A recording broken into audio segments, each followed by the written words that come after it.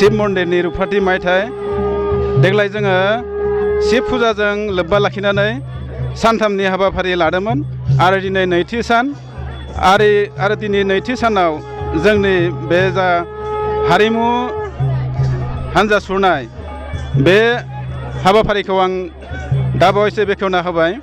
दा बेवहाय जोङो जोंनि ओनसोलनि बायदिसिना जोंनि हारिमु मावनाय दांनाय दानाय लुनाय मोसानाय आरिफोरखौ जों दिन्थिनो नाजादों।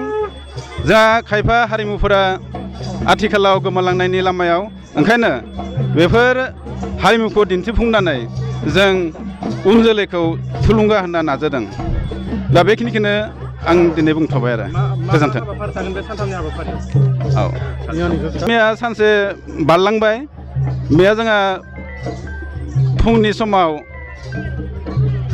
आर'जनिफ्राय फुजानिफ्राय जागायनानै नै गेट लांगोना बेखेवनाय, बिनि उनाव धोरोम बिजाब फरायनाय, सानजौफुआव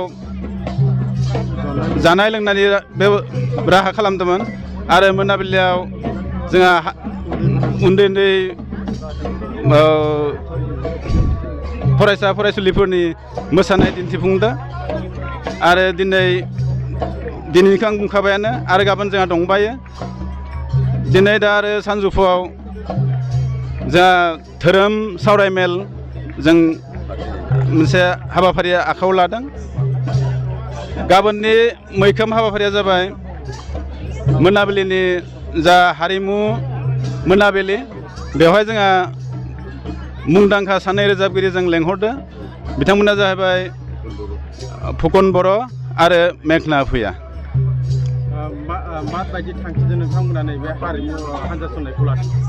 हारिमु हान्जा सुरनायनि थांखिया बेनो जे दिनै खायफा जोंहा हारिमुफोरा बेफोरो गोमालांनो हमदों। ओंखायनो जोंनि उन जोलै बिथांमोननो जोङो जाहाथे बेफोरखौ दिन्थिफुंनो हायो आरो जोंनि हारिमुफोरखौ रैखाथि खालामनो जाहाथे बिसोरो थुलुंगा मोनो।